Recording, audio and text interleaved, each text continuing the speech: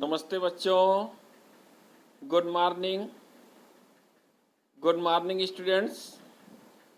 और आज हम लोग फिर एक नए टॉपिक को लेकर के आपके सामने आए हैं। और इसके पहले हम लोग जनसंख्या से संबंधित कुछ बातें देख रहे थे और आज हम लोग जनसंख्या वृद्धि से संबंधित कुछ बातें और पढ़ेंगे। और जनसंख्या वृद्धि के लिए ढेर सारी चीज़ें जिम्मेदार हैं। या तो जन्म दर में चेंजिंग आ रही है, या मृत्यु दर में चेंजिंग आ रही है, या फिर प्रवास हो रहा है। खैर, ये टॉपिक हैं जो आगे चल कर के हमको मिलेंगे और हम इस पे अपनी बात रखेंगे। आज जिस चीज़ की हम लोग बात करने जा रहे हैं कि problems due to population growth. जब पॉपुलेशन ग्रोथ होती है, बढ़ती है जनसंख्या, तो कौन कौन सी समस्याएं उत्पन्न होती हैं, ये चीज़ सबसे पहले सोचना है कि कौन कौन सी समस्याएं उत्पन्न होती हैं। तो यहाँ पे कुछ हम लोगों ने देखा कि किसी भी देश में यदि जनसंख्या बढ़ रही है तो वहाँ पे जो भी संसाधन होंगे, उन संसाधनों में जो उपयोगी संसाधन होंगे, जिन चीज़ों की आवश्यकता होगी लोगों की, उनमें कमी हो जाएगी। और जब उनमें कमी हो जाएगी, क्योंकि वो बहुत ज़्यादा मात्रा में लगेंगे, सभी के लिए लगेंगे, है ना। और जो आवश्यक सेवाएं होंगी उनमें भी रश हो जाएगी, भीड़ हो जाएगी। क्योंकि आजकल जितनी तेजी से विश्व की जनसंख्या बढ़ रही है, यदि उसकी गति को हम देखते तो विश्व की जनसंख्या लगभग 11 अरब के आसपास ये पहुंच जाएगी।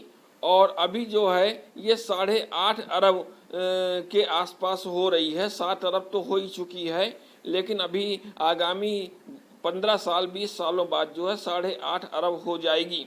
तो अब और 100 साल बाद ये 11 अरब हो जाएगी। तो कितनी तेजी से जनसंख्या वृद्धि हो रही है, इसका आकलन कर लेते हैं कि प्रति सेकंड 3 लोगों की वृद्धि हो रही है। 1 सेकंड में विश्व में 3 लोग जन्म ले रहे हैं। कितनी तेजी से, कितनी स्पीड से जनसंख्या की वृद्धि हो रही है, इसी पे हम लोग कुछ बातें करते हैं कि इससे क्या समस्याएं हो सकती हैं। तो सबसे पहली समस्या तो हमको मिल रही है कि तापमान में वृद्धि हो रही है। क्योंकि अक्सर देखते हैं कि आज से 15 साल, 20 साल, 25 साल पहले हमारे वातावरण के, हमारी पर्यावरण की क्या कंडीशन थी, कितना ज़्यादा पानी बरसता था, गर्मी कुछ कम होती थी। लेकिन जैसे जैसे समय बीतता जा रहा है, प्रतिवर्ष तापमान में भी वृद्धि होती चली जा रही है ना। और साथ में क्या है, क्योंकि अब तापमान में वृद्धि क्यों हो रही है, क्योंकि पर्यावरण प्रदूषित होता जा रहा है। जो प्रकृति हमारे नज़दीक थी, पेड़ पौधे ज़्यादा थे, वन अधिक थे, उनका कटाव होता जा रहा है ना। तो ये हमारे वायुमंडल में, वातावरण में जो है गर्मी की अधिकता हो रही है। इसके अलावा पर्यावरण में निम्नीकरण आ गया है। जो भी हमारे पास आसपास पर्यावरण था, प्राकृतिक पर्यावरण, और उसमें ये क्षरित हो गया, उसमें बाढ़ आ रही है, भूमि क्षरण हो गया, है ना। अक्सर जो है भूकंप, ज्वालामुखी ये बने रहते हैं, मिट्टी अनुपजाऊ हो रही है। एड्स महामारी इतनी ज़्यादा मात्रा में बढ़ गई जिसकी कोई संभावना नहीं है। और साथ ही कुछ और भी बीमारियां हैं, जैसे मलेरिया वगैरह हैं। अब हमारे पास क्या है, संसाधन सीमित हैं। अब इन सीमित संसाधनों से कैसे काम चलेगा, कैसे भरण पोषण का काम होगा। एक परिवार में यदि 4 लोग रह रहे हैं, 4 व्यक्ति रह रहे हैं, और वहाँ पे 10 लोग और आ जाएं एक्स्ट्रा रहने के लिए, तो उस घर में जो खाने पीने की व्यवस्था होगी, आराम की, लेटने की, बैठने की व्यवस्था होगी, क्या उस पर प्रभाव पड़ेगा कि नहीं पड़ेगा, ये आप सोचिए। यस, प्रभाव पड़ेगा। क्यों? क्योंकि जिस गेहूं को पिसा करके आटे से हम लोग 1 महीने में 4 सदस्य पूरा करते थे, अब वो चीज़ केवल 5 दिन और 6 दिन ही चलेगी, और हमको पुनः जो है गेहूं को पिसाना पड़ेगा, भोजन की व्यवस्था करनी पड़ेगी। जिस सब्जी में हफ्ते में सब्जी बन जाती थी, 3-4 सब्जियां से 1 हफ्ता हो जाता था, फिर क्या होगा कि हमको मात्रा ज़्यादा लगेगी। तो ये निश्चित है कि जैसे जैसे जो है जनसंख्या बढ़ेगी, हमारे पास सीमित संसाधन हैं और उन सीमित संसाधनों से पूरी जनसंख्या का भरण पोषण संभव नहीं होगा। साथ ही जो वितरण है, बहुत सारे ऐसे वितरण है भूखंड में, भूभाग में, जहाँ पे जनसंख्या अधिक निवास करती है। तो जब अधिक निवास करती है तो वहाँ पे जो संसाधन होंगे उनका और भी अधिक मात्रा में दोहन होगा और उनकी पूर्ति बहुत ही दिक्कत वाली हो जाएगी, समस्याग्रस्त हो जाएगी और उनकी पूर्ति पूरी मात्रा में नहीं होगी। कहीं ना कहीं से उन संसाधनों से जो चीज़ें प्राप्त हो रही हैं उसको कहीं और से लाना पड़ेगा हम लोगों को। इसके बाद बिना बसे हुए ऐसे भूभाग जहाँ पे जनसंख्या बहुत कम है, भूभाग तो बहुत है ऐसा, विपरीत परिस्थितियां हैं, लेकिन वहाँ पे मानव का निवास नहीं बढ़ रहा कि हम माइग्रेट करा दें, माइग्रेशन करा दें, प्रवास करा दें, तो इसकी भी संभावना हमको नहीं दिख रही है। साथ में किसी क्षेत्र में जनसंख्या का जो वहाँ पे वजन हो गया, भार हो गया, वो वहाँ के प्राकृतिक क्षेत्र के अनुसार ही देखा जाएगा और यदि प्राकृतिक क्षेत्र में प्राकृतिक संसाधन हमारे पास उतने नहीं हैं तो वहाँ भुखमरी फैल जाएगी, रहन सहन का जो जीवन स्तर है वो भी कम हो जाएगा, नीचे गिर जाएगा। ये सब दुष्प्रभाव हो रहे हैं। इसके अलावा यदि जनसंख्या का भार हम देखते हैं तो संपूर्ण क्षेत्र में जो 30% क्षेत्र है विश्व का, वो ही केवल कृषि योग्य भूमि है और इस विश्व में प्रति व्यक्ति लगभग 2 एकड़ कृषि योग्य भूमि है। इसका मतलब यदि हम एक आकलन लगाते हैं तो एक व्यक्ति के औसत 2 एकड़ भूमि ही कृषि योग्य मिल रही है और इसमें से जो 18% का क्षेत्र है, इसमें से स्थायी घास के मैदान और क्षेत्र हैं। तो यहाँ पे ये निश्चित बात है कि जनसंख्या का भार इतना अधिक हो गया है कि कृषि भी इसका वजन उठा पाने में समर्थ नहीं है। और अगला कारण मिलता है, राजनीतिक प्रतिबंध भी लगे हुए हैं, क्योंकि बहुत सारे ऐसे देश हैं जहाँ पर जनसंख्या घनत्व कम है और उस देश में क्या होता है कि वहाँ की जो पॉपुलेशन पॉलिसी बनती है, जनसंख्या नीति बनती है, उसके हिसाब से वहाँ नियम चेंज हो गए हैं, क्योंकि वहाँ का जो रहन सहन का स्तर है वो बहुत ऊंचा है, क्योंकि जनसंख्या घनत्व कम है, संसाधन वहाँ पे ज़्यादा हैं। अब जो नए बसे हुए देश हैं उनको डर है कि कहीं दूसरे देशों की वृद्धि का प्रभाव हमारे देश में ना आ जाए, है ना। इसलिए ये एक अनजाना भय उन देशों को बना रहता है कि कहीं हमारे देश में भी जनसंख्या वृद्धि न हो जाए। अब इसके लिए जो समस्याएं उत्पन्न हुई, इनका समाधान कैसे किया जा सकता है, तो इनके लिए ढेर सारे समाधान हैं। सबसे पहले हम लोग क्या कर सकते हैं, भूमि उपयोग को बढ़ा सकते हैं। जो भूमि उपयोग है, कृषि के अलावा जो अन्य भूमि है जिसमें खेती कार्य नहीं हो पा रही है, उसको हम उपचारित कर दें।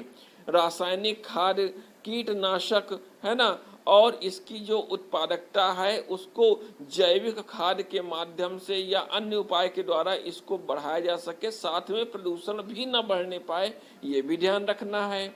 और जो आर्थिक संसाधन हमारे पास हैं जिसमें खनिज, मिट्टी, वन, जल संसाधन, पशु, ये हैं, इन सब के लिए, दोहन के लिए, इनके अच्छे उपयोग के लिए विज्ञान की सहायता ली जाए। तकनीकी जो स्तर है इसको बढ़ा करके योजनाबद्ध तरीके से काम किया जाए कि हमारा संसाधन जो है नष्ट भी न होने पाए और उसका बेहतर हम उपयोग कर सकें। औद्योगिकरण में उद्योगों की उन्नति बहुत सारे देशों में अभी भी नहीं हुई है। हम ज़्यादा से ज़्यादा औद्योगिकरण करें, इससे क्या होगा, छोटे और घरेलू उद्योगों को प्रोत्साहन करेंगे तो जनसंख्या को काम मिलेगा और वो जो है वहाँ से देश अपनी प्रगति करेगा। और परिवहन और संचार के साधनों का भी हम विकास करें तेज गति से। बहुत सारी नगरीयकरण की प्रक्रिया नगरों में होती है और वहाँ पे जनसंख्या की समस्या के समाधान के लिए क्या होता है, कि बड़े बड़े नगरों का भी हम लोग विकास करते हैं, जिससे वहाँ पे किसी बड़े नगर में, महानगर में अत्यधिक जनसंख्या भार के कारण से वहाँ की जो व्यवस्थाएं हैं वो चरमराए नहीं, खत्म ना हो, दिक्कत ना पैदा हो। इसके लिए हम अलग अलग शहरों के विकास की भी योजनाएं बनाते हैं। साथ में ये भी हमको कुछ करना है कि कुछ ऐसा नियम लागू किया जाए जिससे देर से विवाह किया जाए। जनरल जो है क्या होता है कि 20 वर्ष लड़कियों के लिए और 25 वर्ष लड़कियों के लिए ये विवाह की उम्र निर्धारित की जाए सरकार के द्वारा। इससे क्या होता है, यहाँ से भी जनसंख्या में कुछ न कुछ जो है रुकावट मिलेगी। और शिक्षा का प्रसार, एजुकेशन, शिक्षा हम गांव-गांव तक पहुंचाएं, इतना ज़्यादा शिक्षित कर दें। अशिक्षितों की संख्या जो कि अधिक है, तो जब हम शिक्षित कर देंगे, उनको मुफ्त शिक्षा दी जाएगी, तब उनको पता चल जाएगा लोगों को कि अधिक जनसंख्या वृद्धि से क्या समस्याएं आती हैं, तो उनके माइंड पे सीधा इफेक्ट पड़ेगा और जनसंख्या कंट्रोल हो सकती है। साथ में प्रवास या विदेश गमन की व्यवस्था भी देखना है। विश्व के ऐसे क्षेत्र जहाँ पे मानव की भरमार है, जनसंख्या अधिक हो रही है, उन क्षेत्रों से ऐसे क्षेत्रों में जहाँ जनसंख्या कम है, ऑस्ट्रेलिया, न्यूजीलैंड, दक्षिण अमेरिका है ना, वहाँ से क्या है वो अपने आवास का रास्ता खोल दे, दूसरे देशों में लोगों का प्रवास शुरू हो जाए, तब भी जो है उसका भरण पोषण आसानी से हो सकता है। परिवार नियोजन के नए नए उपाय सरकार के द्वारा आते हैं और उसको अपनाने से भी जनसंख्या की वृद्धि में कमी आएगी, है ना, इसका समाधान हो जाएगा। तो ये सभी चीज़ें हैं। और जनसंख्या परिवर्तन के लिए 3 घटकों को जिम्मेदार माना जा सकता है: जन्म दर को, मृत्यु दर को और प्रवास को। और जन्म दर कैसे निकालते हैं हम लोग? किसी वर्ष में जीवित जो जन्मे बच्चे हैं उनकी संख्या बटे किसी क्षेत्र विशेष में उस वर्ष में जो जनसंख्या है टोटल मध्यजन, और 1000 का इसमें गुणा कर देते हैं। ठीक है ना।